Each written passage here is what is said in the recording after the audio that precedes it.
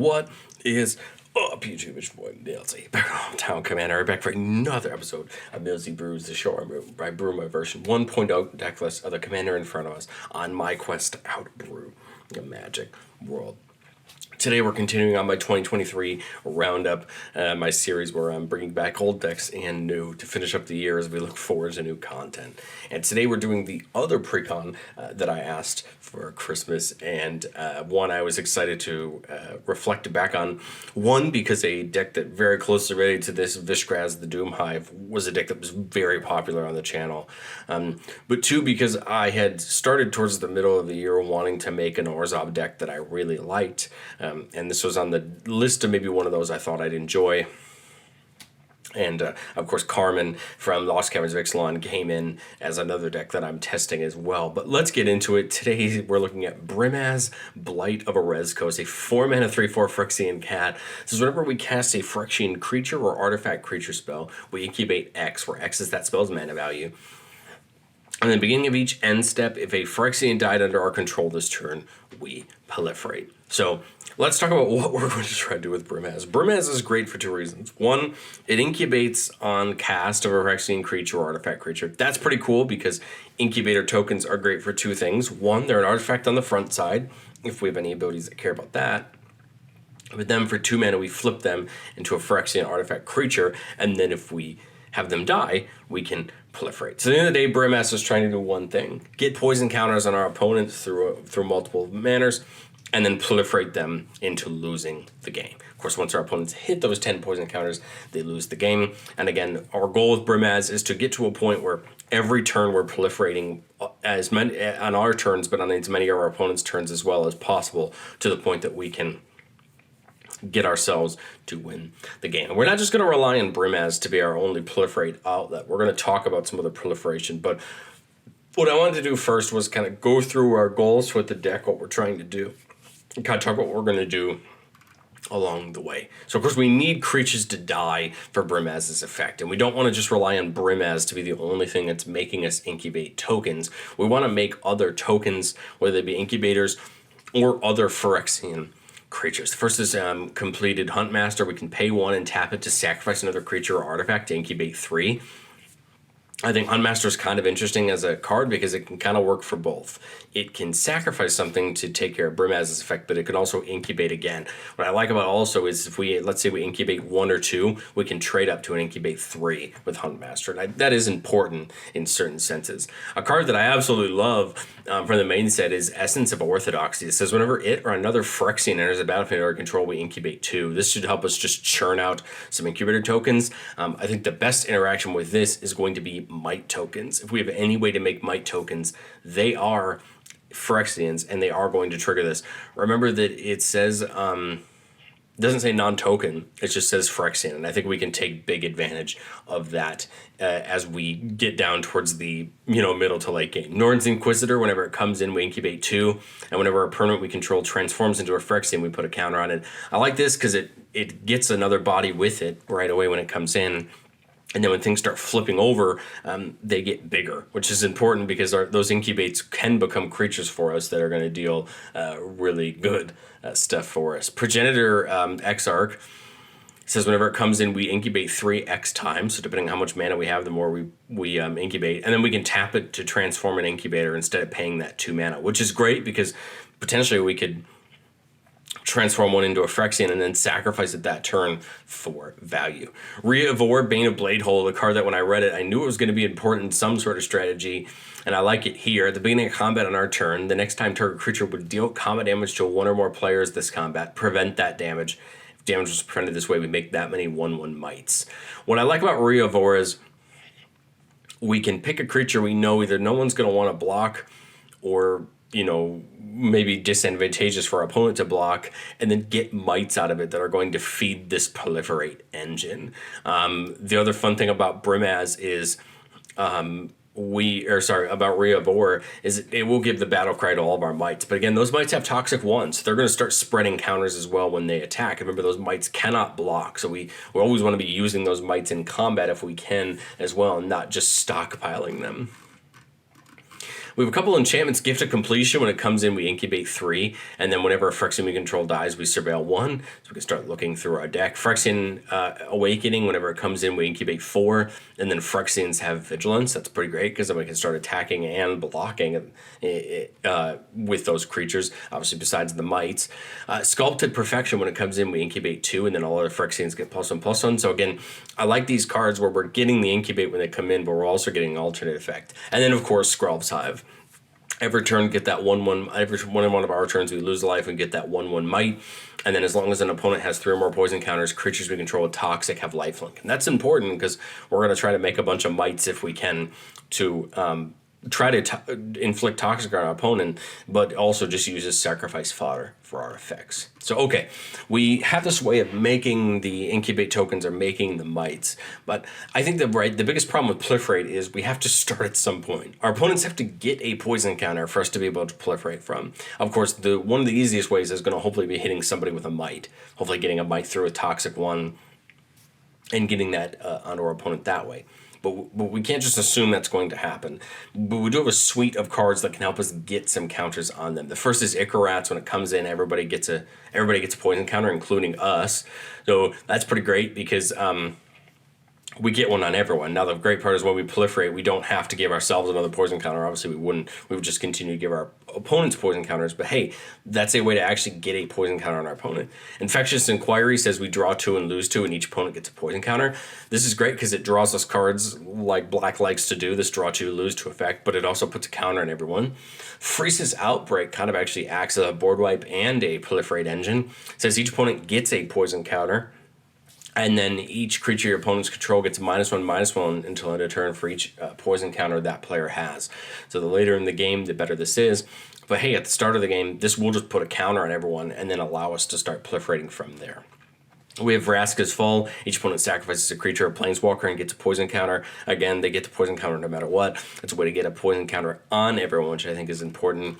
And then a fun, cheeky way is Inkmoth Nexus. We can turn it into a 1/1 flyer with Infect, meaning that it can actually get in for a damage, get that poison counter on a player, and hopefully they don't have the flyers to be able to block it. Okay, so we're making the tokens. We're trying to get counters on our opponents so that we can proliferate. And we don't want Brimaz to be the only ability that we use to proliferate. I think it would be tough if we only rely on Brimaz to get us the proliferation.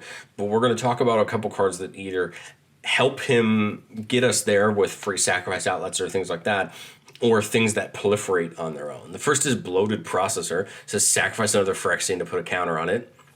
So that can help us get Brimaz on turns that aren't ours. But it says whenever it dies, we incubate X, where X is its power. So we can sacrifice other Phyrexians to put counters on it to try to trigger Brimaz's effect. And then when the processor dies, we get an incubator token back, which I think is important so that we're not just losing all the work that we did.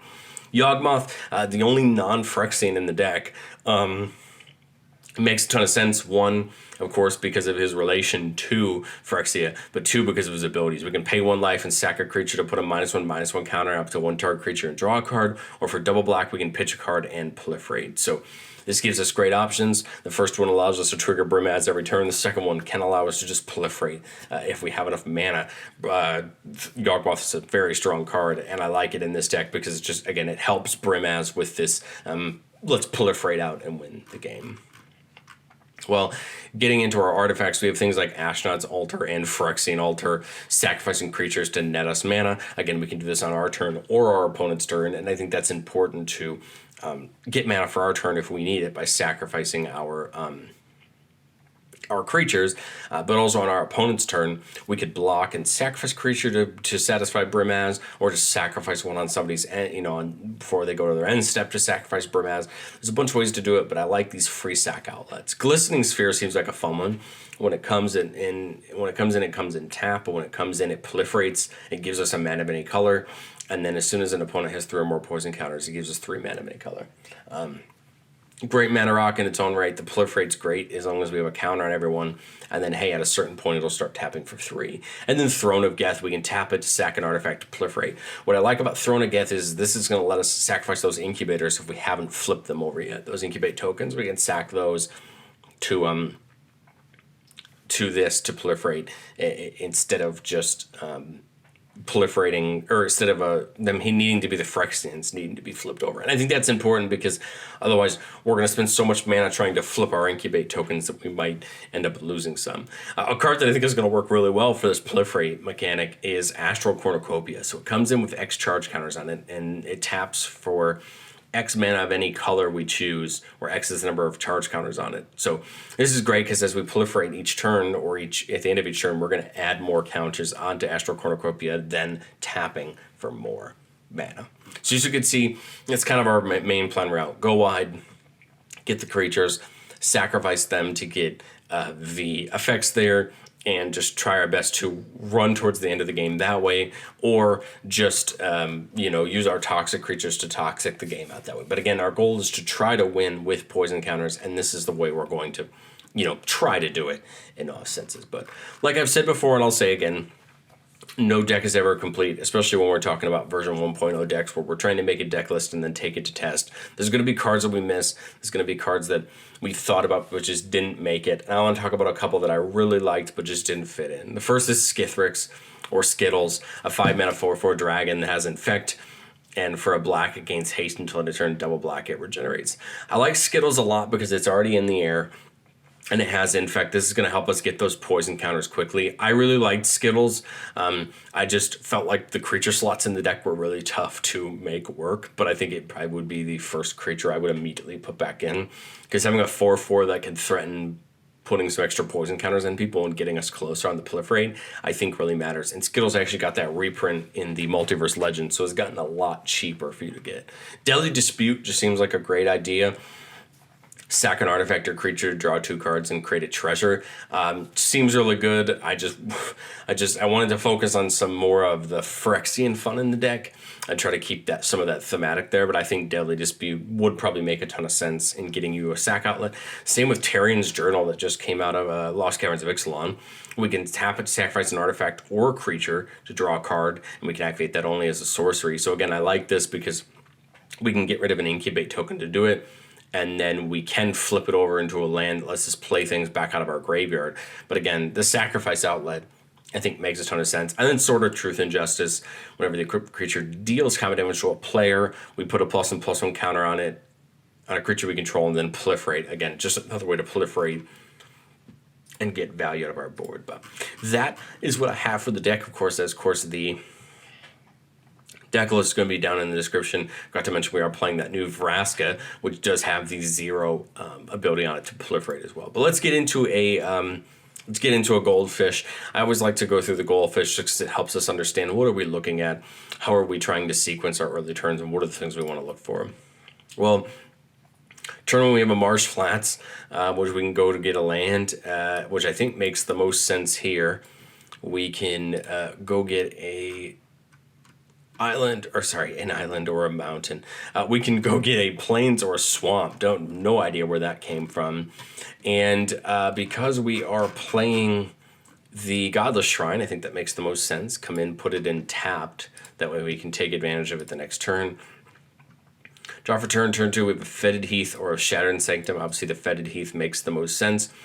We have 2 mana. We can put this Grafted Butcher down and just get this creature down if we want to. When it comes in, Phyrexians gain Menace until end of turn. Otherwise, a flat +1/+1 everything. I don't mind that. Just get it down and get something in case some of our opponents are trying to hit us. Turn 3, we get that Vault of Champions. We're just 1 mana off of Brimaz. So I think here we play the Phyrexian Awakening, making a Incubate 4 and giving him Vigilance so we can hit with that Butcher if we want to. Here we are at turn 4, and that's a draw that's going to make us half consider, do we dump Brimaz now, or do we dump this Smoldering Tithe? I think we dump the Tithe, try to get some extra treasures on our way back around to us. Ooh, Dark Ritual is a great draw. So in a world where, let's say we got at least 1 treasure on our trip around the table, let's say we got at least 1. I know that doesn't necessarily mean that we did, but let's say we did. I think we Dark Ritual, play Brimaz, and we play Roaming Throne, because Roaming Throne's a really great card. Now, when we cast Roaming Throne, this is actually going to give us an Incubate 4, because of Roaming Throne being an artifact creature. And then now, whenever one of our Phyrexian dies, we're going to proliferate. Of course, we don't really have much to proliferate at the moment, because we have yet to get a poison counter on somebody, but we still are setting up to do that, and now actually we're going to double proliferate because of Roaming Throne when Brimaz triggers. If I recall correctly, that should be the case with at the beginning of each end step, but I could be wrong. Even if not, we're going to double a lot of our other Phyrexian triggers. Here we see a Mondrak. Let's say we've got a couple more treasures. We're still missing a way to get a poison counter on all our opponents, which is kind of a bummer. But I still think we would probably start committing Mondrak to the board to get another token, or we conversely could flip a couple of those incubator tokens. I think I'd probably just put the Mondrak down. Murex will give us a way to make some mites. I think I would do that and put the Vindicator down. And we'll go one more turn. Massacre Worm to get rid of some of our opponent's things. I would say we dump the Massacre Worm. So let's say we have enough mana still with the Tithe. And then it will actually double trigger because of the Roaming Throne if anything dies. But again, here we're going to start just, I guess, beating people down. We kind of missed out on the tokens. We do have the incubators. And if we could, we can try to make things die, block with the Butcher, make it die, do things like that. Again, I don't mind this kind of beat down. I mean, you have things like Vindicator, which is going to help our opponents just not want to attack into us and start hitting our opponents back and just try to build out more. And we can even build up into that Hellish Norn there to buff our board and take down our opponent's board. But that was kind of a good and bad one. We got Brimaz down. We just didn't see any of the token generation, but I still like this board state. We have the doubler. We have some great Phyrexian creatures to attack or block with. They have vigilance because of the awakening. I like it. I still think it works. Maybe it's not the most perfect start, but again, this Murex can start making us tokens for 3 mana. So on this turn with the Massacre Worm, we could have done this and make two of the Might tokens to start putting poison counter on our opponents as well, depending on that board state. But let me know what you think of Brimaz down in the comments below. This one I'm excited to test out and start running in my local meta. If you're interested in hearing what I have as far as updates on this one, let me know down in the comments, and I will do an update video down the line. But thank you so much for watching, and I will catch you guys next time.